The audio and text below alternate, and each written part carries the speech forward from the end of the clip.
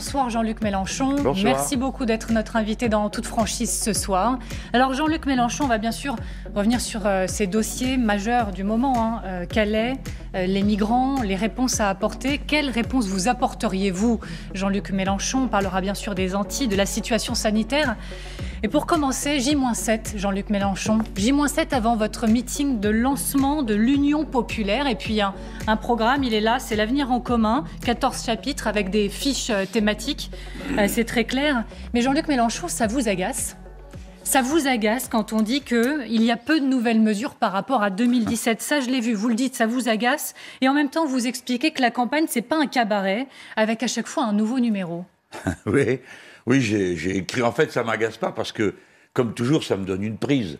Si vous voulez, quelle désinvolture et quelle incroyable superficialité de dire « Ah, mais c'est la même chose que la dernière fois ». Bah oui, ça prouve que la dernière fois, j'avais raison. Puisque dans tous les compartiments que j'ai abordés, dans le précédent programme, la situation n'a fait qu'empirer ou confirmer le diagnostic. Soit, par exemple, sur l'impasse dans laquelle nous mènent les institutions, le caractère monarchique, jamais on en avait vu autant que sous M. Macron et son Conseil de défense. D'autres aspects de cette nature. Et puis je me dis peut-être que le commentateur aura envie d'aller regarder si vraiment il n'y a rien de neuf. Bien sûr qu'il y a beaucoup de choses qui ont bougé dans le programme. D'abord parce que nous sommes restés au contact des gens qui en avaient formulé les principales propositions. Les associations, les syndicats, donc eux-mêmes bougent, évoluent en fonction des situations. Et nous, on a fait changer des choses en fonction de la situation. Par exemple, l'idée de créer un impôt universel sur les entreprises, elle n'est pas dans le programme de 2017. Depuis, les associations ont travaillé sur le sujet et on a repris l'idée. Ensuite, il y a des aspects qui sont devenus moins déclamatoires. Si vous voulez, par exemple, dire nous en avons assez de l'agriculture productiviste et chimique. Bon, très bien, avec deux, trois idées. Bon, je suis allé un cran plus loin, les équipes ont travaillé et on a dit, on supprimera le ministère de l'agriculture, parce qu'il suppose qu'on produit n'importe quoi, n'importe comment, et on s'en fout, et on va aller sur un ministère de la production alimentaire, de manière à, demain, faire l'essentiel, c'est-à-dire produire ce dont on a besoin, et surtout mettre un terme à des épidémies dont on parle peu, l'épidémie du diabète, l'épidémie des maladies cardiovasculaires, qui sont toutes le résultat de la malbouffe. Donc on a changé l'angle et on devient plus concret. Bon, au bout de 3 fois, quand même, on peut être plus concret. Mais justement, c'était ma question. En quoi, pourquoi celui-ci serait plus convaincant pour les Français que la dernière fois? Oh, ça va dépendre bien sûr de ce qu'il contient. On espère que les gens vont se dire « Ah ben tiens, en le lisant, ils ont réfléchi au problème, ils disent comme moi-même je le pense », parce que, vous savez, ce programme, c'est pas, je l'ai pas fait avec 4 publicitaires et 2 stratèges. Non, c'est un travail vraiment de longue haleine. La personne qui a porté le projet, qui est Clémence Guettet, a passé des heures avec toutes ces associations, tous ces gens. On a produit 4 brochures intermédiaires. Non, c'est un gros travail de fond. Donc, il est normal que beaucoup de gens s'y retrouvent en disant « Ah ben ça, oui !» ou je l'ai déjà entendu dans mon syndicat ou dans mon association. Mais vous alors pourquoi plus cette fois-ci qu'une autre? On va se battre pour convaincre. C'est ça. Si vous voulez, une élection, il faut en accepter la dignité, la majesté, le plaisir, qui est celui du débat, de la conviction. C'est pas une course de petits chevaux. Je vois de temps à autre des paroles qui concernent mes concurrents. On dit leur campagne ne décolle pas. Et alors? Mais c'est pas fait pour décoller une campagne, c'est pas les cours de la bourse. C'est des idées qui sont avancées ou non. Donc savourons ce moment particulier de l'esprit public où tout le monde se mêle de tout. Mais quelle serait pour vous la mesure emblématique, exercice difficile, je vous l'accorde, mais celle qui vous fait dire voilà ce qui me représente pour cette élection pour 2022? Bon, alors il y a je peux pas ça n'aurait pas de sens. Il y a 694 mesures là-dedans. Ce que je sais, c'est l'identification de 3 problèmes majeurs. La démocratie, donc ça peut plus durer comme ça avec ces institutions. Le deuxième, c'est la question de l'urgence sociale. Le pays est dévasté par l'inégalité, par la misère. Beaucoup des élites parisiennes ont du mal à se rendre compte qu'il y a 8 millions de personnes à l'aide alimentaire. Ça, c'est la deuxième grande cause, la dignité des personnes, le droit des Français de vivre. Et puis le troisième élément, c'est peut-être lui qui devrait passer en tête. Vous voyez, la difficulté, c'est la conséquence terrible que va avoir le changement climatique sur toute notre vie quotidienne. C'est pas, et attention, c'est pas pour demain, c'est déjà commencé. Et beaucoup de gens n'en ont pas tout à fait conscience. Il y a une mesure en ce moment qui vous tient particulièrement à cœur, c'est la militarisation de l'espace et la dissuasion nucléaire. Ça fait plusieurs fois que vous communiquez sur le sujet, vous avez même recommuniqué hier, et en fait vous êtes même assez agacé, vous le dites dans le communiqué, de voir que le débat ne prend pas sur le sujet. Et moi je voudrais comprendre pourquoi ça suscite à ce point votre colère. Parce que c'est c'est pas une colère, c'est que les sujets qui concernent la sécurité du pays, c'est une question essentielle, me semble-t-il. Dans le passé, les Français et les responsables politiques et autres s'intéressaient aux questions de défense. Il faut dire que le général de Gaulle les avait amenés sur la table avec une vigueur remarquée. Il avait décidé de la dissuasion nucléaire et elle devait être tous azimuts. Alors, les gens peut-être ne se rappellent pas ce que ça veut dire, mais tous azimuts, on lui a dit comment tous azimuts, vous pensez aussi aux Américains? Il a dit bah oui, tous azimuts. Alors c'était un scandale énorme. Mais ensuite, quand la poussière est retombée, on s'est dit ah ben c'est bien pensé. Les Français ont un système de défense qui dit nous n'agresserons personne, mais le premier qui nous touche un cheveu va prendre cher. Bon. On a le nucléaire. Voilà, on a la dissuasion nucléaire. Et moi, voilà plusieurs années que je défends et j'essaye de faire prendre conscience que l'espace est le nouveau lieu d'expansion de l'humanité. Nous y sommes. Cet espace est rempli d'objets autour de la Terre, et nous avons appris récemment, on savait, hein, pour ceux qui s'y intéressent, les Russes ont détruit un satellite depuis la Terre. C'est un événement considérable parce que cette fois-ci, pas moyen de faire semblant de ne pas l'avoir vu. En fait, les Chinois l'ont déjà fait et les Américains aussi. Maintenant, tout le monde voit. Donc, Madame Kerouac, c'est simple à comprendre la déduction. Si depuis la Terre, on peut détruire un objet qui est dans l'espace, cela signifie sans doute que depuis l'espace, on est capable de détruire un objet qui est sur la Terre. Par conséquent, à quoi sert l'arme de dissuasion nucléaire telle que nous la connaissons, comme moyen de la dissuasion? À quoi elle sert? Puisque depuis l'espace, on peut être détruit de manière beaucoup plus subite, beaucoup plus imprévisible qu'on ne l'est par un tir de la Terre à la Terre. Voilà une question majeure. Et si les autres sont capables de le faire, j'estime que nous devrions être capables de le faire. Ce n'est pas moi qui ai décidé ça. La militarisation de l'espace, je suis contre, et je suis pour qu'on reprenne les discussions pour le démilitariser. Mais dès lors que quelqu'un, depuis l'espace, est en état de nous frapper, eh bien, les Français doivent se dire, qu'ils sont sous cette menace, et qu'il y faut une parade. Et il faut y réfléchir avec sérieux. Parce que et avec qui, surtout? Tout seul. C'est comme ça qu'il faut faire. Parce que quand vous êtes tout seul, vous décidez pour vous-même. Si vous vous mettez avec d'autres, vous êtes plusieurs à décider. Laissez-moi vous dire qu'avec les planeurs hypersoniques et avec les tirs depuis les satellites dans l'espace, vous n'avez pas le temps de mener une très grande discussion avant d'organiser une riposte. Par conséquent, je suis pour une dissuasion spatiale à cette étape comme mesure la plus propre à nous garantir. Et surtout, permettrait au passage de commencer sérieusement à démanteler les arsenaux nucléaires. Vous savez, les gens ont oublié, parce que la guerre froide avec les Russes n'a plus lieu, mais les armes, elles sont toujours là. 6 000 ogives nucléaires côté américain, 6 000 côté russe. Ce sont donc des questions de première importance pour l'humanité tout entière, de dire, si nous avons l'occasion de démanteler ces arsenaux parce que l'espace les rend inutiles, ensuite c'est plus simple peut-être de décider que dans l'espace non plus, on ne se livrera pas à des tirs. Je ne veux pas faire exagérément peur, mais la situation n'est plus la même. Si il est possible de prendre sur la centrale de Nogent, qui est à côté de Paris, un tir depuis l'espace, c'est 12 millions de personnes à déménager, et ainsi de suite. Et c'est vrai à échelle internationale. Alors, vous savez, c'est toujours des questions où il faut faire attention, on ne va pas faire peur, hein, mais en même temps, il faut réfléchir. Quand on parle de dissuasion nucléaire, je vois certains qui me disent « Oui, t'inquiète pas, ça marche. » Peut-être bien, mais c'est terrifiant comme système. Donc, à chaque étape, il faut réfléchir, et surtout réfléchir avant qu'il soit trop tard. Et les questions militaires, je trouve, et de défense, c'est pas traité sérieusement. Regardez là, on a une colonne qui est bloquée au Niger, qui est passée... Alors, on attend quoi pour comprendre qu'on a un problème dans le Sahel, qu'on a un problème dans l'Afrique? Il faut réfléchir avant, pas quand c'est la crise.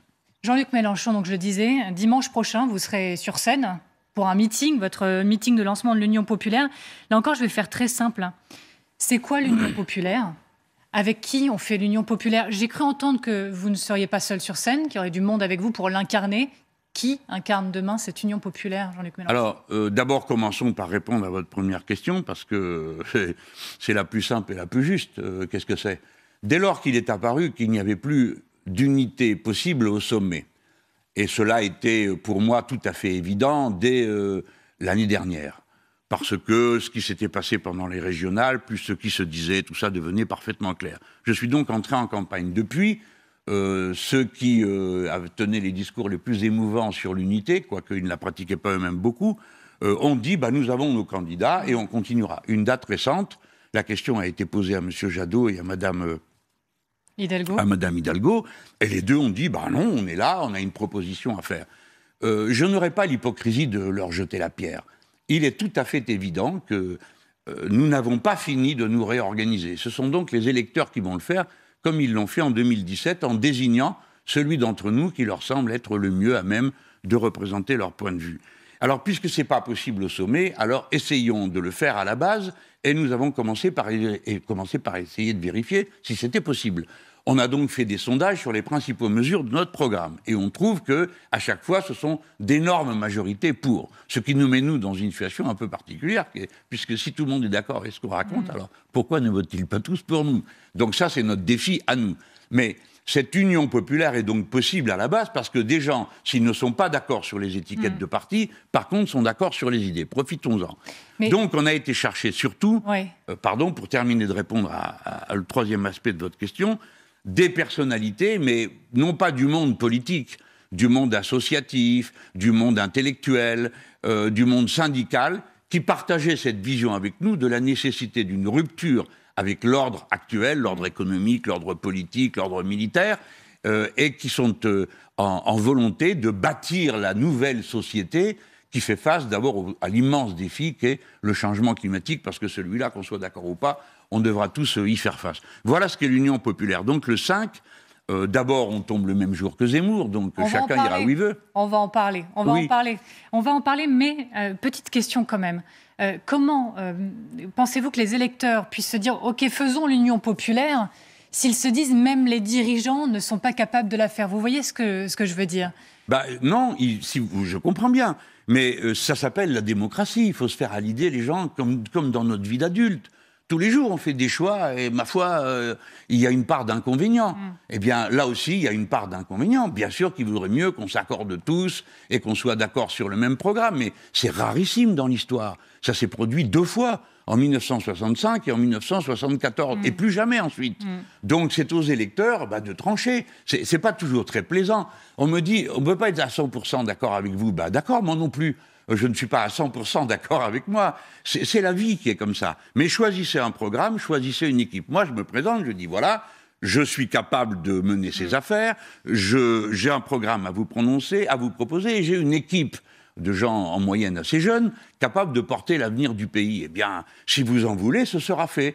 Si vous n'en voulez pas, eh bien, vous ferez autre chose et nous nous inclinerons tous. Ça s'appelle la démocratie. Et donc, vous avez commencé à le dire, cette date du 5, c'est aussi la journée du premier meeting de Éric Zemmour ce jour-là. Alors, d'un côté, vous dites, j'ai autre chose à faire, je vous cite, que de faire une campagne de roi des castors, de faire le plus grand barrage contre l'extrême droite. Et en même temps, moi, je continue de lire vos notes de blog avant les émissions. Et le 19 novembre, vous dites, le lancement de l'Union populaire, c'est le lendemain du jour de la désignation du candidat de la droite. Et c'est le jour du meeting d'annonce de candidature d'Éric Zemmour. On est là, dites-vous. Nous, on est là, nous, en ordre de marche, drapeau et musique en tête. En fait, ce jour-là, vous serez aussi satisfait d'être dans un face-à-face, de réinstaurer un peu le débat que vous aviez initié face à Éric Zemmour. Vous voulez ce jour-là dire voilà, je suis l'homme de la situation face à ces idées et à cet homme. Oui, mais je le fais, bien sûr, attendez, puis je ne vais pas non plus avoir la mauvaise foi de vous dire qu'il ne m'arrive pas, moi aussi, d'utiliser les tambours et les trompettes traditionnels, mais je le fais, si vous voulez, en faisant mieux que de dire « Oh là là, quelle horreur, c'est l'extrême droite ou c'est la droite ». Bon, ça ne mérite pas la même horreur. Mais bon, non, je le fais sur des contenus, sur des propositions. Voyez-vous, si nous allons à l'essentiel, on dirait que l'extrême droite, ça n'a jamais été un programme. Ça a toujours été un état d'esprit. Nous venons avec un programme et un état d'esprit, celui de la solidarité. J'ai appelé ça, j'ai essayé de trouver la formule la plus condensée, l'harmonie des êtres humains entre eux et avec la nature. Tout ça exclut le racisme, la xénophobie, la violence, la haine des musulmans et les autres folies zémouriennes. Mais c'est aussi des choses très concrètes. Il y a un instant, j'évoquais devant vous une nouvelle fiscalité qui répartisse l'effort plus justement. Lui n'a aucune espèce d'idée sur la question. Donc je ne peux pas me mettre en confrontation avec lui. Je peux me mettre en confrontation avec Madame Le Pen, qui ne veut pas rétablir l'impôt sur la fortune, ou qui a des mesures de cette nature. Je peux me mettre en confrontation avec la droite. Et c'est ce que nous ferons. Mais c'est la grandeur, la beauté de la démocratie. Ça se trouve que c'est le même jour. Alors tant mieux.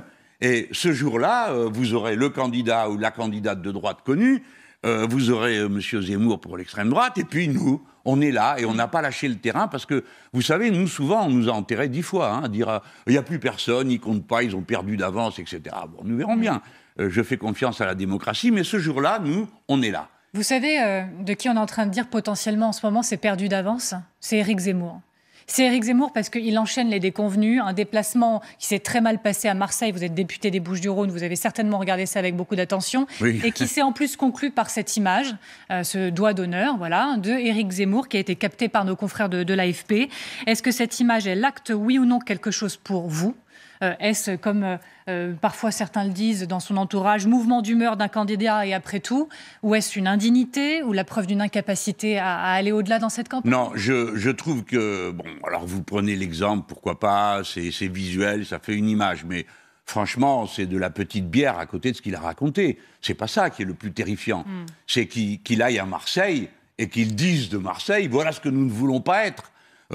Voilà ce qui désintègre la France. Enfin... Pardon, je ne veux pas faire des comparaisons excessives, mais c'est exactement ce qui a été dit de Marseille, qui était considéré par les Allemands comme un cloaque, avant qu'elle soit bombardée comme elle l'a été. C'est ça qui est choquant. C'est de voir quelqu'un qui prétend être président de la République française s'en prendre à toute une population, à toute une ville qui est là depuis 2600 ans, ne lui en déplaise, lui qui aime tant les traditions, et qui est né de l'union d'une femme gauloise avec un grec. Donc depuis le début, c'est une affaire d'immigration, Marseille. Et parler comme ça à la deuxième ville de France, ça oui, c'est horriblement choquant. Vous trouvez qu'il atteint ses limites, Éric Zemmour? Pour autant, pensez-vous que ça sonne le glas de sa campagne et qu'il ne décollera plus, ou autre expression un peu politique? Mais il incarne plus que lui, car si ce n'était que lui, ce n'est pas grand-chose. Il a provoqué une forme de surenchère qui a cristallisé, parce que pendant pratiquement, je peux dire, une décennie, on a banalisé les idées de Madame Le Pen, elle-même faisait la peau douce de l'agneau, et ben lui, il est arrivé, et puis il en a mis un cran de plus. Et aujourd'hui, il se parle en France avec des mots, avec des expressions qui sont absolument inouïes, de violence, de racisme, de haine interreligieuse. Quand nos amis viennent de l'extérieur, il y a peu, il y avait l'ancien président Lula du Brésil, je vous garantis qu'il ne faisait pas la comédie, mais il était atterré de voir comment on parle en France de toutes ces questions. Alors, quant à M. Zemmour, ben, il incarne quelque chose politiquement, c'est indéniable. Je crois qu'on peut le dire assez simplement. Chaque fois que quelqu'un n'incarne rien, il ne pèse rien dans l'élection et dans un sondage. Hein. Bon, lui, il incarne quelque chose qui n'est pas éliminé simplement parce qu'il a fait un doigt d'honneur ou parce qu'une partie des médias qui l'ont beaucoup encensé, Madame Kerrer tout de même, 230 articles écrits par jour, 13 000 depuis le début septembre, c'est un pilonnage absolument inouï. Vous aussi, en débattant avec lui, vous avez aussi intégré l'idée qu'il était là et très présent et qu'il comptait. Alors, par la force des choses, une fois qu'il a été gonflé à l'hélium comme ça, il était là. Et puis moi, j'ai voulu faire quelque chose dont je me félicite tous les jours, parce que j'ai l'écho que je ne m'étais pas trompé dans le pressentiment. Quel était ce pressentiment? C'est que vu depuis la population, et notamment les antiracistes, et notamment ceux qui n'aiment pas qu'on maltraite les musulmans, à commencer par les musulmans eux-mêmes, qui sont des gens plutôt pacifiques, avaient l'impression que toute la classe médiatico-politique, comme ils disent, était d'accord pour penser qu'à des degrés divers, les musulmans représentaient un danger en France. Donc, entendre un homme comme moi, sur un plateau de télé, tenir tête à un autre pendant plus d'une heure et lui dire « Monsieur, vous n'avez pas honte de parler comme ça, nous ne vous permettrons pas de montrer du doigt nos compatriotes qui s'appellent Mohamed, puisqu'ils s'en étaient pris au prénom », ça a été, si vous voulez, un soulagement pour, j'ose le dire, des millions de personnes qui se sont dit « Ah bon, quand même, tout le monde n'est pas d'accord avec ce type ». Donc, moi, j'ai mesuré qu'il y avait, notamment, il faut appeler les choses par leur nom, dans la population musulmane, une peur qui était en train de se répandre, que demain soit très triste dans notre pays. Voilà, alors oui, il faut le combattre. Je ne comprends pas qu'on puisse dire... J'ai fait pareil avec Madame Le Pen, je suis allé à sa rencontre sur des plateaux de télé. Pourquoi ? Parce que j'ai le privilège de l'âge, on a tout essayé. Quand M. Le Pen est arrivé sur la scène publique, on avait dit, M. Cambadélis avait inventé l'expression, c'était le harcèlement démocratique. Alors, on allait à la porte des meetings, on criait, etc. Ça n'a servi à rien du tout. Tandis que quand on se voit, qu'on échange des arguments, les Français regardent, écoutent, se disent « Ah oui, un tel, il a raison, oui, c'est vrai, c'est excessif ce que dit cette dame ou ce monsieur. » Le débat que vous espérez, que vous attendez, Jean-Luc Mélenchon, c'est le débat face à Emmanuel Macron. Oui, parce que le véritable enjeu de la situation, c'est, au fond, vous avez 3 lignes qui sont là. Celle de M. Zemmour, on connaît, et puis de l'autre côté, il y a celle de M. Macron, qui est la ligne dominante dans le monde, le libéralisme économique, ça porte plusieurs noms, mais c'est toujours la même chose. Hein. Destruction des services publics, marché partout, tout transformé en marchandises. Et puis un État fort, violent, autoritaire. Et puis la troisième hypothèse, celle que j'incarne à ma manière, peut-être pas le seul, mais que j'incarne et que je veux incarner, qui est l'hypothèse de cette ligne politique, écolo-sociale, enfin bref, les républicains jusqu'au bout, on appelle ça comme on veut. Alors évidemment, le gros morceau, c'est M. Macron. Parce que c'est lui qui est au pouvoir, parce qu'il est en campagne, parce qu'il utilise tous les moyens de la République pour ça, et que c'est lui qui incarne notre époque. Il est à l'image des Nord-Américains, des économies dominantes, et qui sont toutes dans une impasse aujourd'hui. C'est un monde qui, si vous voulez, pardon, je termine là-dessus pour dire, c'est un monde qui a atteint sa limite. Ils ont montré leur incapacité dans la pandémie, et maintenant, je pense qu'il ne peut provoquer, depuis la COP26, on le sait, que des catastrophes supplémentaires. En fait, on va voir comment vous le voyez à travers les dossiers aussi du moment, qui sont très concrets et très importants les uns les autres. On va regarder ce qui se passe en Guadeloupe dans un instant. Je voudrais juste vous poser une question dans le paysage politique. Un embarras, un questionnement autour de Nicolas Hulot. Suite au reportage d'Envoyé spécial, une enquête a été ouverte par le parquet de Paris. Les faits sont prescrits. Nicolas Hulot est présumé innocent. Il y a la libération de la parole, mais vous l'avez très bien vu aussi, un débat sur le tribunal médiatique, la présomption d'innocence. Quelles leçons tirer de ce qui s'est passé, sachant que des voix s'élèvent en ce moment pour dire que le gouvernement, pour son soutien en 2018, doit s'expliquer, voire s'excuser? Alors, ce qui est assez difficile, c'est que nous sommes tous placés dans une sorte de contradiction. Je ne vois pas qui pourrait dire que ce n'est pas une bonne chose que la parole se libère. Parce que si elle ne l'avait pas fait, ça continuerait. Et ça continuerait dans la même impunité et surtout dans la même incapacité à prendre conscience. J'y insiste. Je crois que nous autres, tous hommes, avons à nous poser de graves et sérieuses questions sur la manière avec laquelle nous élevons nos fils. Et quel modèle nous leur donnons de virilité? Et quel modèle nous leur donnons de comportement à l'égard des femmes? Donc cette prise de conscience, elle permet à la fois d'assumer la violence qui a été subie, donc de dire oui, c'est une violence, oui, c'est insupportable, oui, nous devons rendre justice à celles qui en ont été victimes. Et puis, ça, c'est une chose. Et puis après, on est tous à se dire, ah oui, mais alors, ça s'appelle plus la justice, puisqu'il y a une présomption d'innocence. Eh bien, c'est là que sans doute se trouve la plus grande difficulté, c'est là qu'il faut la résoudre. Il faut que la justice fasse son travail. Et alors, il n'y aura plus besoin que d'autres le fassent. Que quand une femme va se plaindre, on ne commence pas par considérer que c'est peut-être pas vrai ce qu'elle raconte. Que la personne qui est mise en cause soit immédiatement entendue, ne serait-ce que pour l'obliger éventuellement à se ressaisir et à ne pas passer à l'acte. J'ai lu des statistiques assez terrifiantes sur le sujet, montrant que presque, je crois, le quart des femmes qui ont été se plaindre n'ont pas été prises au sérieux et leurs plaintes classées sans suite. Donc tout ça montre qu'il y a une défaillance. Ce sujet n'est pas pris au sérieux comme il devrait l'être, avec les méthodes pour le traiter, comme le proposent les associations qui parlent d'1 milliard à mettre sur la table, puisqu'il faut bien que ça se finisse par des chiffres. Mais pourquoi faire? Pour former, pour accueillir les femmes au moment où elles sont en danger, elles et nos enfants, parce que ces enfants sont les nôtres à tous, d'une certaine manière, et ainsi de suite. Former, et puis réparer les dégâts, aider les gens à sortir de leur enfermement, de leurs blessures, de leur repli, pour expulser tout ce que cette situation a pu contenir d'horrible, et qui déforme à la fois les femmes, et puis quand toutes ces violences sont commises en présence des enfants, parce que là j'ai un peu débordé Vous êtes sur les le violences faites féminicide. aux femmes. Oui, pour moi il y a un lien profond entre tout ça. C'est l'idée que, comme le disait Zemmour, les femmes sont le butin des hommes. Hein. Lui, il a écrit ça. Bon, personne ne lui demande des comptes là-dessus, mais je pense que... Ça a été fait à quelques reprises. Oui, même. mais j'espère bien que quelqu'un va finir par dire qu'on ne permet pas que des choses pareilles soient écrites, parce il a été que interrogé. ça va trop loin, quoi. Et vous voyez, n'empêche que ça a été assumé politiquement par des gens qui trouvent que c'est un comportement normal. Bon, voilà ce que j'ai à en dire. Peut-être que ce n'est pas spécialement une solution que j'apporte là, mais en tout cas, ça montre qu'on ne peut pas, au nom de la présomption d'innocence, dire personne ne doit parler. Alors ça, ce serait insupportable, parce que rien n'avancerait. Et donc, ce mouvement a été libérateur pour toute la société.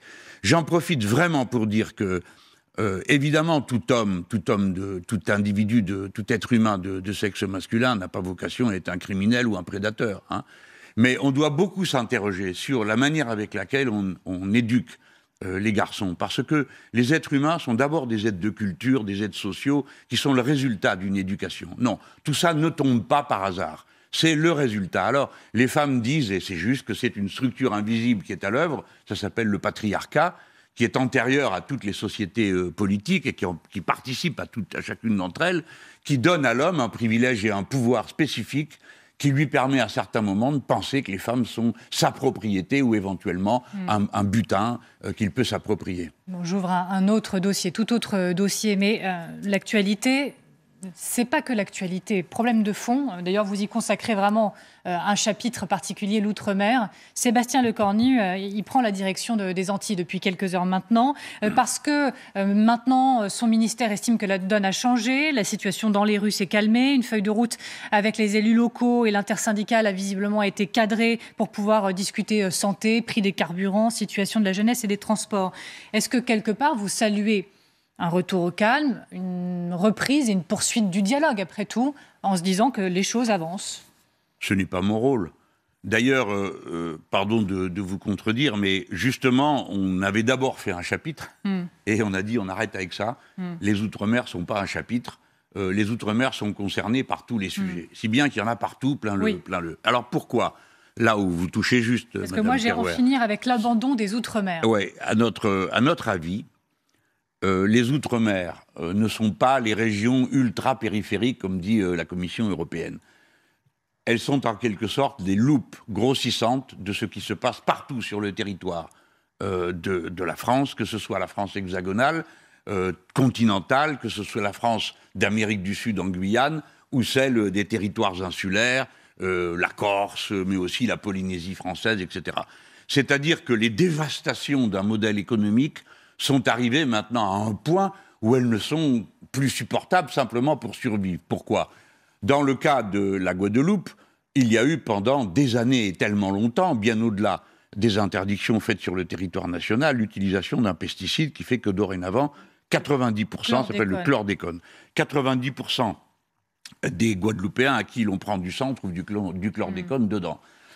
Ça, c'est typique résultat d'un modèle agricole. Ensuite, l'eau est dévastée. Il y a des tours de rôle pour avoir de l'eau sur un territoire français. Ce n'était pas le cas avant, parce que tout est dévasté. Là aussi, c'est l'effondrement des services publics, la privatisation de l'eau comme marchandise. Bref, je termine. Toutes ces situations sont spécifiquement concentrées sur les territoires insulaires, tous les territoires insulaires et éloignés, mais en plus, elles existent aussi dans l'Hexagone. Il faut le temps que les gens réalisent que la crise de l'eau est déjà dans l'Hexagone, que la crise des pesticides est dans l'Hexagone, que le carburant cher, c'est dans l'Hexagone, et parce qu'on a éloigné tout de tout. Et puis en plus, il y a des raisons un peu, si vous voulez, plus spécifiques et plus insupportables.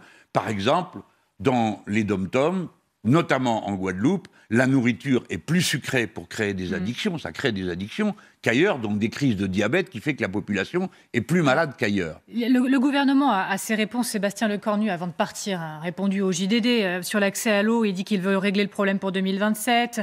Il parle de problème de puissance de puissance publique locale qui est en échec. Il dit qu'il y a des budgets qui sont sur la table. Et surtout, ce qui a marqué, vous le savez bien, c'est cette déclaration sur l'autonomie. C'est de dire que le gouvernement se dit prêt à en parler. Il précise que ce n'est pas l'indépendance. Et pour lui, c'est basé sur le fait que notamment des élus auraient fait remonter cette demande d'autonomie. Alors, on va d'abord... Si c'est une demande, pourquoi ne pas en parler? Est-ce que vous y voyez une dimension, comme certains disent? Oui, j'y vois bien sûr un inconvénient. Mais je commence d'abord par prendre le début de votre question. Oui. Puisque tout cela est pris en compte, le statut, le chlordécone, puisqu'on a décidé l'ouverture des procédures judiciaires, rien n'était fait, l'eau... Bon, donc il y a une preuve qui a été apportée. C'est en se mobilisant et en s'engageant dans l'action sociale qu'on obtient des résultats. Sinon, il ne se passe rien. L'État, le gouvernement s'en fout, laisse les gens sans eau pendant des mois, parce que la question de l'eau, nous avons commencé à l'agiter, à la mettre sur le devant de la scène, alors que déjà les Guadeloupéens protestaient dans le silence. Ça a été la mission qu'a conduit Mathilde Panot, députée insoumise, qui a fait la commission d'enquête sur l'eau, qui a de nouveau sonné l'alarme. Mais il ne se passait rien. Donc c'est bien la mobilisation de la population elle-même qui produit des résultats. Une fois que j'ai dit ça, je demande qu'on ramène cette réalité aussi à l'Hexagone. Si vous ne faites rien, il ne se produira rien. Si vous n'allez pas voter dans 3 mois, ne vous attendez pas à ce que quoi que ce soit change en mieux. Si vous vous mobilisez, si vous allez voter, vous avez une probabilité que ça se passe mieux. La preuve par la Guadeloupe. Et quant à l'autonomie, le fait d'ouvrir ce débat, si le ministre dit que ça a été une remontée d'élus, certains disent c'est une manière de les mettre aussi face à leurs responsabilités, ou la preuve qu'on est prêt à tout entendre. Non, c'est une manière de... L'autre argument du ministère, c'est de dire... ces territoires refusent la vaccination obligatoire pour les soignants. Or, c'est la loi dans l'Hexagone. S'ils veulent une loi différenciée, alors mettons sur la table une solution comme l'autonomie. Bon. Voilà un chapelet de raisons pour lesquelles on met ça sur la table. Oui, j'entends tout ça. C'est une grosse diversion, parce que quand des gens sont dans la rue, parce qu'on suspend du personnel dans les hôpitaux, parce que l'essence coûte trop cher, parce que les prix n'ont pas été bloqués, etc., et qu'on répond « nous allons engager une réforme institutionnelle », c'est une manière un peu de se moquer du monde. Mais, puisque le sujet est sur la table, vous notez bien, pas à mon initiative, à celle du gouvernement. Alors, allons au bout. Oui, c'est vrai, il y a dans toute une série de territoires éloignés de la France européenne, du territoire européen de la France, les territoires insulaires, pour l'essentiel. Mais comme la Guyane n'est pas une île, contrairement à ce qu'a dit M. Macron, j'utilise le terme éloigné de l'Hexagone. Bon. Mais tout le monde a compris que c'est essentiellement tous ceux qui se trouvent dans une situation insulaire. Tous disent qu'il faut de nouvelles manières de gérer ces territoires. Et après avoir appartenu personnellement à une toute autre tradition qui se voulait l'État unitaire, point final, qui correspond d'ailleurs à ce qu'était l'intention au départ de ceux qui ont demandé que la Martinique, la Guadeloupe, la Réunion soient des départements français avec le statut de département. Ça a été le cas aussi pour Mayotte. Bon, maintenant, je dis que j'ai entendu ce que m'ont dit et répété des amis très chers et les élus de pratiquement tous les territoires insulaires. C'est au point que je crois être le seul à m'être engagé pour dire que, puisque la Polynésie française bénéficie de l'article 74 de la Constitution qui lui permet d'avoir quasiment un gouvernement local, mais pour les questions régaliennes, c'est la patrie qui les porte. Eh bien, pour ma part, dès lors que les Corses ont voté 3 fois, ont voté pour élire 3 députés autonomistes sur 4, et 2 fois pour une majorité territoriale autonomiste, pour ma part, j'entends ce qu'ils me disent sur l'article 74 appliqué à la Corse, et je m'engage, si je suis élu président de la République, à ce que cette question soit mise immédiatement sur la table pour en parler. Et ça vaudra pour d'autres. Mais je ne substitue pas cette question de l'autonomie à celle de l'égalité. Car on peut avoir des territoires qui sont autonomes, gouvernés de manière autonome, dans la République française, mais l'exigence d'égalité entre nous reste intacte. Or, M. Lecornu a dit « Vous voulez moins d'égalité, donc on va vous donner l'autonomie ». Non, ce n'est pas ce que disent les Guadeloupéens. Ils veulent avoir une capacité à maîtriser mieux ce qui les concerne directement, et quel obstacle y voyons-nous, mais pour autant, ils ne demandent pas moins d'égalité. Par conséquent, on ne peut pas penser se débarrasser de l'exigence d'égalité en parlant d'autonomie. C'est l'inverse. On veut de l'autonomie pour être plus égaux.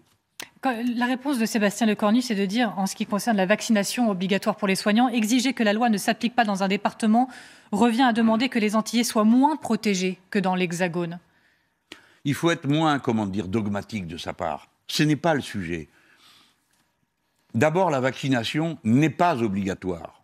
Non mais, indépendamment de l'idée que chacun s'en fait, je suis vacciné, vous êtes vacciné, indépendamment. La vaccination n'est pas obligatoire. Le pass sanitaire, je suis contre, est une illusion, mais je reste sur la vaccination.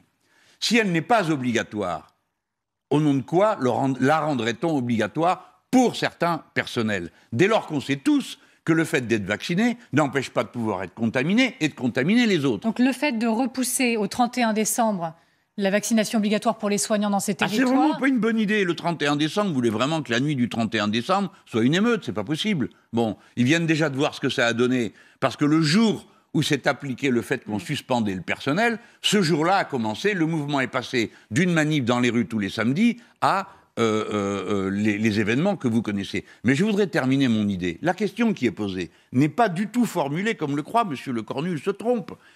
Si vous êtes dans l'île de la Guadeloupe, que 85% du personnel est déjà vacciné, les 15% qui ne veulent pas, qu'est-ce que vous voulez leur dire? C'est obligatoire pour vous, au nom de quoi? Parce que pour le coup, c'est pas obligatoire pour les autres. Donc c'est là qu'est la rupture d'égalité. Mais admettons encore cette idée. Admettons, vous avez 15% dans un hôpital, vous les remplacez par qui? Quand vous êtes dans l'Hexagone, vous pouvez toujours vous dire, on va trouver. Il y a 180 000 personnes qui ont quitté le service hospitalier. Mais quand vous êtes à la Guadeloupe et que vous enlevez 15% du personnel, vous n'avez qu'un résultat, le chaos. Qui peut vouloir le chaos? Alors, tout ça pour appliquer d'une manière absurde, rigide, dire je veux ça et c'est comme ça et pas autrement. Et si vous faites autrement que ce que je vous dis, je vous punis tous. Alors, sur la question, j'avance sur la question sanitaire. À chaque fois, je le dis, le temps file. Ça passe vite, n'est-il pas? Ça passe vite. Le sanitaire, Jean-Luc Mélenchon, le variant, le nouveau arrive, on n'a pas toutes les réponses sur sa dangerosité, etc. Mais Olivier Véran juge probable qu'il soit déjà en France. Question très pragmatique. Des mesures d'isolement ont été annoncées, vous savez, quand on est contact ou suspecté de l'être avec un test PCR. Des pays commencent à fermer leurs frontières. Est-ce que vous dites qu'il faut, par mesure de prévention, en arriver à ces restrictions pour le pays aujourd'hui? Il va falloir faire tout ce qu'on n'a pas fait, qu'on a recommandé 10 fois de faire, et qu'ils n'ont pas fait, parce qu'à chaque fois, plein de présomptions. Rappelez-vous comment on s'est moqué de moi quand j'ai parlé de la 2e vague, on en est à la 5e. Alors, commençons par dire qu'il faut évidemment le contrôle des frontières d'une manière beaucoup plus stricte depuis les pays qui sont dorénavant contaminés, on le sait. Deuxièmement, quand on est en France, il faut confiner certaines personnes, il faut pour ça le savoir. Donc il faut que les tests redeviennent gratuits, puisque le vaccin ne suffit pas. Argument supplémentaire pour vous, ce nouveau variant, pour dire qu'il faut la gratuité des tests. Bien sûr. Écoutez, pour le réveillon, vous allez faire comment? Je suppose que vous allez faire une fête de famille. Mais bon, moi aussi, j'aimerais bien quand même que chacun puisse prendre ses responsabilités. Si je suis contaminé, je n'ai pas l'intention de contaminer toute ma famille. Donc pour que je puisse le savoir, il me faut un test. Je suis vacciné, c'est gratuit pour moi. Mais je voudrais que ça soit gratuit pour tout le monde. Que personne puisse dire, écoutez, moi, j'avais pas 40 € à mettre dans un test, donc je me suis pas testé, je suis venu, j'étais malade, j'ai rendu tout le monde malade, y compris ceux qui étaient vaccinés. Donc, la gratuité des tests. Mais vous venez d'évoquer la question de l'isolement. Depuis le début, on dit, il faut qu'il y ait des structures qui soient adaptées pour permettre l'isolement. Si vous êtes déjà, vous savez qu'il y a 3 millions de Français qui vivent dans des taudis, qui sont empilés les uns sur les autres, et 4 millions si l'on compte ceux qui sont mal logés. Il faut que les gens puissent sortir du cadre familial et se confiner quelque part dans des conditions dignes et respectueuses. Donc il faut qu'il y ait des places qui soient réquisitionnées dans une hôtellerie que l'on organise pour ça. Et ainsi de suite. Le roulement, il faut arrêter de s'empiler sur les quais de gare, donc pas tous partir au travail et pas tous revenir à la même heure. Dans les salles de classe, il faut utiliser en 2 mouvements les salles de classe pour que les effectifs puissent être divisés par 2. Et ainsi de suite, qu'on y mette des purificateurs d'air. Ça fait 10 fois qu'on leur dit ça. Et à chaque fois, ils nous disent « Non, ça y est, on a réglé le problème, tout le monde va se vacciner ». C'était raté. Est-ce que vous craignez une campagne sous Covid et si je dois partir dans l'immédiateté, le week-end prochain, votre meeting, est-ce que vous allez mettre en place, par exemple, je suis très concrète, passe sanitaire, jauge, etc. Alors, le passe sanitaire, ce serait illégal. Il faut quand même comprendre ça. La loi et le Conseil constitutionnel a dit que ce serait illégal. Ce n'est pas acceptable. Donc, c'est la loi qui dit que ce n'est pas acceptable dans une réunion politique ou d'une campagne électorale de demander le passe sanitaire. Et deuxièmement, la loi condamne ceux qui font des contrôles qui ne sont pas légaux. Donc il suffirait qu'une personne à qui on dise voyons votre passe sanitaire, dit je vous préviens, c'est illégal, je porte plainte. Et moi, le lendemain, je me retrouve avec une plainte de plus sur les bras de quelqu'un qui dirait monsieur Mélenchon a organisé des contrôles. Donc on n'a pas le droit de le faire. Mettons les choses bien au point. Après, est-ce que je crains une campagne sous Covid? Oui, évidemment. Parce que ça veut dire que il sera impossible de faire les grandes réunions dont nous avons besoin, nous qui avons besoin à intervalles réguliers de nous prouver à nous-mêmes notre force et aux autres pour dire, vous voyez, on est plus nombreux qu'en on a l'air. Parce que ceux qui défendent le monde tel qu'il est n'ont pas besoin de montrer leur force, ils ont le monde entier à leurs mains. Donc nous, on a besoin de ces rassemblements. Et puis l'esprit public pourrait être totalement obsédé par les questions de sécurité sanitaire et attacher moins d'intérêt aux autres questions qui se posent pour le pays. Donc oui, je crains une campagne sous urgence sanitaire, bien sûr. Mais quand même question sur l'enjeu de santé qui est majeur pour les Français dans le cadre de cette campagne, au-delà même du Covid. Olivier Véran envisage de relancer l'idée d'une grande sécu. Si je dois résumer un peu, c'est le régime de base de la sécu sociale qui étendrait son périmètre en prenant aussi une large partie occupée par les mutuelles, les assureurs, les institutions de prévoyance. J'ai regardé dans votre programme. Vous dites, vous voulez le 100% sécu en remboursant à 100% les soins de santé prescrits en intégrant les mutuelles dans la sécurité sociale. Il y a peut-être possibilité de se mettre d'accord là. Se mettre d'accord, je ne crois pas, parce que c'est eux qui gouvernent ou nous. C'est pas les deux en même temps. Donc si nous gouvernons, nous ferons ça. C'était déjà dans le programme de 2016, la Grande Sécu. Et d'ailleurs, pour être honnête, c'est pas nous qui l'avons inventé, c'est Ambroise Croizat lui-même, le ministre communiste qui a fondé la sécurité sociale. Et leur idée à l'époque, c'était la Grande Sécu. Tout était dedans. Alors ça ne s'est pas fait comme ça, parce qu'à l'époque, il y a eu des résistances terribles contre la sécurité sociale, et en particulier tous les secteurs de droite disaient tout ça c'est du communisme, c'est du socialisme, pas question, il faut qu'il y ait les assurances privées.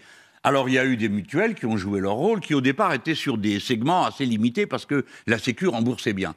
À partir du moment où la Sécu a commencé à dérembourser, comme on dit, c'est-à-dire à ne plus rembourser, et que des frais nouveaux sont apparus, il y a eu un pullulement des contrats, vous ne savez jamais de quoi vous êtes vraiment protégé. Même avec votre complémentaire, il faut aller relire les petites lignes pour savoir. Alors c'est beaucoup de chaos, on ne sait pas vraiment de quoi on est protégé. Quand vous appliquez ce supplément de cotisation, si vous êtes une personne âgée, vous payez plus cher parce que vous êtes âgé, et puis les statistiques montrent que c'est eux qui sont les moins bien remboursés. Alors c'est la totale. L'inégalité va se creusant à cause de quoi ? Du fait qu'il y a, à côté d'un service socialisé, la sécurité sociale, un marché, et que sur ce marché, on complète d'une manière qui est, comme d'habitude, inégalitaire. Donc voilà pourquoi je suis partisan d'un seul système. Évidemment, il faut que le personnel des mutuelles soit intégré au personnel de la sécurité sociale, qui ne perdent pas leur job. D'ailleurs, on ne pourrait pas s'en passer, parce que le travail qu'ils font, il est nécessaire. Par contre, on ne paierait plus les frais de publicité, il n'y aurait plus de compétition, donc ça coûtera moins cher, la Sécu coûtera moins cher, et puis on pourra donc mieux rembourser tout le monde d'une manière égalitaire. Donc je suis partisan de l'accomplissement du rêve de la sécurité sociale, qui est chacun donne selon ses moyens et reçoit selon ses besoins. Que vous soyez riche ou pauvre, vous serez traité et soigné de la même manière. Alors justement, riche ou pauvre, traitement de la même manière. J'ai juste une question sur le plafonnement des frais bancaires. Ça existait aussi par le passé dans votre programme, mais un plafonnement pour tous, Jean-Luc Mélenchon, même pour les publics les plus fortunés ? Une bonne règle, en général, il vaut mieux qu'elle soit universelle. Et vous savez, les gens les plus fortunés, c'est pas eux qui m'ont empêché de dormir. Moi-même, j'appartiens à la tranche la plus élevée des revenus, et des salaires, et des indemnités, donc c'est pas moi qu'il faut venir plaindre. Moi, ce que je plains, c'est ceux qui, tous les mois, sous un prétexte ou sous un autre, se ramassent des frais qui font qu'à la fin de l'année, ils payent 400, 500 et des fois plus, alors que c'est eux qui ont le moins.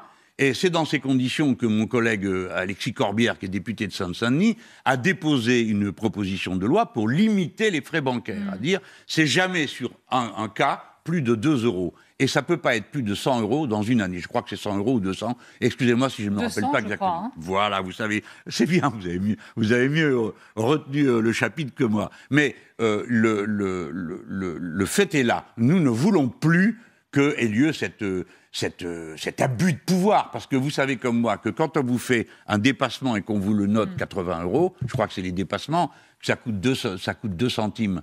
À la banque, non, c'est pas sérieux. Donc tout ça doit cesser. Alors, à un moment donné, un pouvoir a dit « Ah ben non, c'est trop, ça ne peut pas durer comme ça ». Aussitôt, c'est normal, ils défendent leur intérêt, les banques ont dit « Ah non, on va s'en occuper, on va se modérer nous-mêmes ». Tu parles comme ils sont modérés, ça n'a pas fonctionné. Et aujourd'hui, des gens s'enfoncent dans le surendettement pour ces raisons de frais supplémentaires qui leur tombent dessus sans arrêt. Donc il faut maintenant stop avec les frais bancaires. Voilà, je dis stop. J'ai pas dit seulement un peu moins, je dis stop. On limite au minimum. Il est normal qu'une banque voit ses coûts compenser par si ça coûte quelque chose, on le paye, puisqu'on le fait. Mais pas ces tarifs-là, pas ces niveaux-là, parce que ça n'est pas justifié. On pourrait être toujours concret et interroger sur les solutions. Je vais prendre l'entreprise SAM, la SAM, fonderie avéronaise, sous-traitant automobile qui a été définitivement placé en liquidation judiciaire. Il s'agit de 350 salariés derrière ces mots. Renault a estimé que le projet de repreneur n'était pas suffisamment bon. L'État, à la base, soutenait un projet de reprise. Renault a fait un autre choix. La question, elle est simple. Que peut faire l'État si l'entreprise dit non ? Alors, d'abord, c'est très étonnant que le directeur ou le PDG de l'entreprise se donne un avis différent de l'actionnaire principal, parce que l'État est l'actionnaire principal de Renault. Deuxièmement, alors ça prouve que ou l'actionnaire n'est pas efficace, ou le PDG est très arrogant. Dans l'un et l'autre cas, ce n'est pas satisfaisant. La volonté de l'État doit être appliquée, parce que l'État, c'est nous tous. Donc, Renault doit maintenir son plan de charge sur cette entreprise. Si Renault trouve que la solution qui a été trouvée n'est pas la bonne, mais que néanmoins, il aurait beaucoup de plaisir à continuer à produire à cet endroit-là, alors que Renault rachète cette fonderie, quitte à la revendre d'ici quelque temps. Mais la position qui consiste à dire « je m'en lave les mains, vous pouvez disparaître, vous êtes 350, vous nous avez servi avec honnêteté, avec talent, vous avez produit des choses magnifiques, et maintenant, je m'en fous de savoir ce qui vous arrive. » Ça, c'est le discours que tient le PDG de Renault. C'est inacceptable.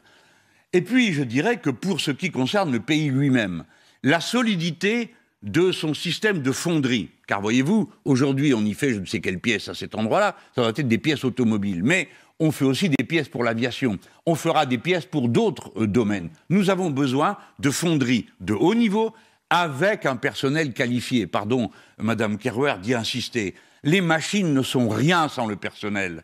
Lorsque vous avez une entreprise qui produit, par exemple, des pelles pour les barrages hydrauliques, si vous pouvez avoir les meilleures machines du monde, si vous n'avez pas les ouvriers comme ceux qu'il y a à Grenoble, vous ne savez pas le faire. Si vous prenez un cas comme G à Belfort, qui fait des turbines, si vous n'avez pas le personnel qualifié, vous ne pouvez pas produire des turbines qui tournent au micron pour ce qui est du réglage. Ou bien capable de fabriquer des machines à faire IRM, qui vous sauvera la vie peut-être un jour à vous ou à vos enfants ou à moi. C'est les plus gros IRM du monde, c'est là qu'on les fabrique. Alors on va laisser tout ça partir. On ne doit pas laisser partir la SAM. Et donc les travailleurs de la SAM, ainsi que la population autour, va dorénavant passer à des formes beaucoup plus vigoureuses d'action. Et je les félicite et les encourage à le faire. Et vous étiez déjà rendu sur place, donc on verra, on suivra le dossier. Il faut qu'on parle absolument de Calais, Jean-Luc Mélenchon. Oui, bien sûr. Il y a eu cette réunion cet après-midi autour de Gérald Darmanin, à Calais justement, en sortant, juste avant l'émission. Il a annoncé une lutte plus intense contre les passeurs. Je sais que votre solution à vous, c'est la voie légale. On va en parler dans quelques instants. Mais est-ce que vous êtes d'accord avec l'idée de lutter contre ces personnes qui profitent de la misère ? Est-ce que vous êtes d'accord avec le renforcement de la lutte contre ces gens, contre ces passeurs ? Il annonce au passage un avion de Frontex qui, dès le 1er décembre, va pouvoir aider à cette lutte. Évidemment, mais il serait temps de s'y mettre. Vous savez que cette histoire-là dure depuis 20 ans. Pourquoi les gens sont-ils là ? Sans doute parce qu'il y a un réseau très bien organisé depuis longtemps. Ça a commencé en 2002, les premières expulsions. Ça fait donc 20 ans que ce scandale continue. La lutte contre les passeurs, il est temps de s'y mettre. Mais alors, c'est plus du tout les mêmes moyens qu'on doit déployer. Au lieu de déployer des centaines de policiers et de gendarmes qui se livrent à une activité qui leur répugne à eux-mêmes, qui est de brutaliser les pauvres gens qui se trouvent là, n'en déplaise à M. Dupond-Moretti qui m'a l'air très mal renseigné, oui, en effet, les tentes sont détruites et tous les mois, on ramasse 4 à 500 tentes. Oui, tous les jours, on lacère des tentes. Oui, il est interdit de donner à manger à ces pauvres gens qui meurent de froid. Tout ça a lieu en ce moment. Par conséquent, il est temps de s'y mettre. Il faut punir les passeurs. Mais je ne veux plus que la France fasse ça. Le sale boulot des Anglais, nous ne le ferons pas. C'est-à-dire que ce n'est pas à nous de bloquer les gens, de détruire leur campement, de les pousser à la faim et au froid, et eux, leurs enfants, à monter dans des barcasses pour aller risquer de se noyer. La question, c'est comment on fait ? Vous êtes en faveur d'une voie légale. Vous avez déjà dit, oui, en effet, il s'agirait de leur permettre en bateau, en ferry, de se rendre au Royaume-Uni. Mais déjà, dans quelles conditions? Est-ce qu'il y a un nombre limité? Est-ce qu'on les emmène tous par bateau là-bas? Mais surtout, Jean-Luc Mélenchon, l'Angleterre ne veut pas de ces migrants. Boris Johnson a signé une lettre dans laquelle il dit même que les Français doivent, je le cite, reprendre ces migrants. Alors, ça, c'est Boris Johnson, on connaît. Il y a une manière de faire chez lui qui procède par provocation. Ce n'est pas un procédé que moi-même j'ignore, donc je suis capable de le repérer chez les autres. Hein. Bon, il en rajoute. On lui dit, écoutez, nous, on ne veut plus faire ce boulot-là. Et il dit, très bien, on va vous les ramener. Bon, puis quoi encore? Bon. Mais ça ne vous choque pas plus que ça? Cette défiance, c'est plus que ça, d'ailleurs, de Boris Johnson. Ça me choque d'autant plus que je vois le président de mon propre pays étendre cette idée aux voisins. Puisque lui, il propose qu'il y ait une clause de non-admission. Autrement dit, on prendrait tous les gens qui se trouvent à cet endroit-là et on les ramènerait, je ne sais pas qui, aux Belges, aux Allemands ou à que sais-je encore. C'est-à-dire un énorme trafic de pauvres diables qui s'organiserait comme ça sur 4 frontières. Non, ces gens veulent aller en Angleterre, qu'ils y aillent. Voici ma réponse. Ils veulent aller en Angleterre alors qu'ils y aillent. Et que les Anglais s'en débrouillent et disent ce qu'ils font. Et comment vous obligez Boris Johnson à accepter ces Oui, mais d'abord, commençons par dire qu'on va le faire. Et qu'un couloir humanitaire, on en a organisé dans toutes sortes de zones de guerre, de conflits, où des sauvages, des gens brutaux, refusent d'entendre la situation de détresse des civils totalement désarmés. On crée des couloirs humanitaires. Donc, moi, président de la République, je demande la constitution d'un couloir humanitaire. Maintenant, ces gens veulent aller en Angleterre. Le plus proche, ce sont les îles anglaises qui sont là, sur lesquelles nous avons beaucoup de mal à avoir des licences de pêche. Eh bien, nous prenons les gens et nous les amenons sur ces îles. Et les Jersey, Anglais, par exemple, oui, pourquoi pas. Mais si vous n'avez pas une volonté implacable... Mais qu'est-ce qu'ils vont devenir sur ces îles? Est-ce que leur destin sera meilleur bien sûr, parce que les Anglais sont un grand peuple civilisé. Ils ont d'ailleurs fait la preuve à de nombreuses reprises qu'ils l'étaient, et que nous, Français, nous leur devons beaucoup pour leur résistance, notamment pendant la guerre, je le dis très sérieusement. Mais donc, ils feront ce qu'il faut. Avec les gens qui sont là, ils traiteront leur dossier un par un. Celui-ci, on veut, celui-là, on ne veut pas. Vous retournez chez vous. Vous avez le droit d'entrer, etc. Mais si les Français ne font pas preuve d'une volonté implacable, si au premier coup de gueule de M. Johnson, on court voir les autres voisins pour dire « on va s'arranger entre nous pour nous les repasser », ça veut dire qu'une fois de plus, la France est humiliée, abaissée, personne ne tient compte de ce qu'elle dit. Pourtant, beaucoup ont dit Emmanuel Macron a fait preuve de fermeté dans sa réponse avec Boris Johnson, le ministre de l'Intérieur qui n'a pas été convié à la réunion de cet après-midi. La réponse sèche. Un début seulement. Mais c'est un bon début. Attendez, je viens de vous dire que j'étais d'accord avec la lutte contre les passeurs que M. Macron découvre. Je pourrais vous dire, c'est une honte, c'est maintenant qu'il s'en rend compte. Vous avez vu, c'est pas comme ça que... J'ai dit, ça fait un moment que ça dure, c'est le moment de s'y mettre. Donc, si vous voulez, si quelque chose de positif est fait, qui va dans le sens du respect de la dignité des personnes et de la maîtrise de nos frontières, parce que nous sommes quand même chez nous, et que pour ma part, je ne suis pas pour qu'il n'y ait ni frontières, ni passeport, ni visa. Je ne dis pas ça. Si nous voulons être respectés, il faut se faire respecter. Toute dernière question, et il nous reste 30 secondes, et alors je sais que c'est quasi impossible. Dénoncer les accords du Touquet, c'est ce que vous souhaitez, mais ça prend, je crois, 2 ans de négociations. On ne peut pas le faire tout seul. Eh bien, c'est la raison pour laquelle il faut emmener les gens qui veulent aller en Angleterre dans les îles où ils seront accueillis, j'en suis sûr, avec beaucoup d'intérêt. Jean-Luc Mélenchon, je vous remercie. Merci. Je vous remercie d'avoir été l'invité dans toute franchise ce soir. Je disais donc J-7 avant le meeting de lancement de l'Union populaire, le programme. Alors, il a lieu à la Défense. Alors, pardon, juste comme il doit rester une seconde. C'est à la Défense parce qu'on nous avait dit au Zénith, on ne peut pas tout élouer pour des concerts. Donc, vous saurez que M. Zemmour avait réservé, il y a plus de 2 mois, son Zénith en faisant semblant de ne pas être candidat. Un faux Jean-Luc Mélenchon. Merci beaucoup. Merci.